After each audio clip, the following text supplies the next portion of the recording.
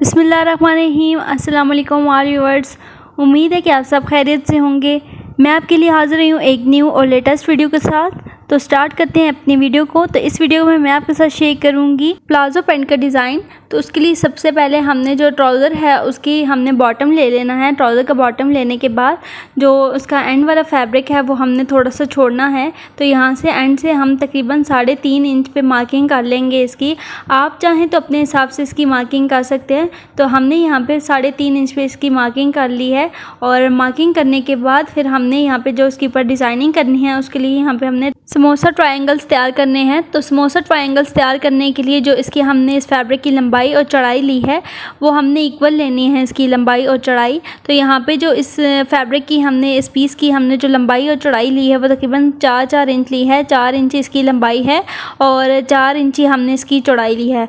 उसके बाद आपने इसके एक कोने को दूसरे कोने के साथ मिलाना है और फिर इसी तरीके से दोबारा से डबल फोल्ड करना है और ये आपका समोसा ट्रायंगल बन जाएगा।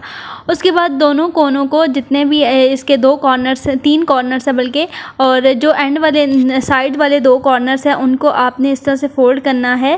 पहले एक को अंदर की तरफ फोल्ड करना है, दूसरे को फिर उसके ऊपर इस तरह से फोल्ड करना है।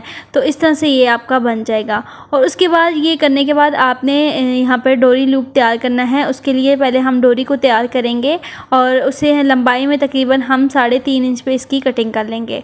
तो 3.5 इंच पे आप इक्वली सारे पीसेस कट कर लेंगे और फिर आपने उसके अंदर इस तरह से डाल देना है। उसके बाद जो डोरी लूप के दूसरी साइड बचेगी उसको भी इसी तरह से आपने समोसा ट्रायंगल शेप दे के और उसके अंदर इस तरह से डालना है दूसरे पीस को भी।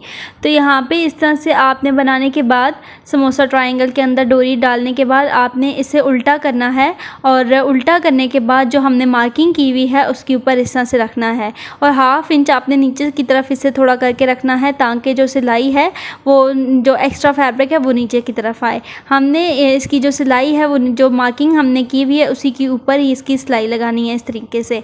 और फिर इसी तरह से जो हमने डोरी तैयार की है, डोरी एक हमने समोसा ट्रायंगल के अंदर डाली है, दूसरी तरफ की बच गई है उसको आपने इसी तरह से समोसा ट्रायंगल दोबारा से बनाने के बाद उसके अंदर इस तरह से आपने देना है दूसरे पीस को भी और इस तरह दूसरी साइड को भी देने के बाद आपने इसे इस तरह से उल्टा कर देना है। और उल्टा करने के बाद इसी के साथ ही आपने रख के इसके ऊपर आपने इस तरह से सिलाई लगा देनी है और सेम इसी तरीके से आपने सारे डिज़ाइन को तैयार करना है।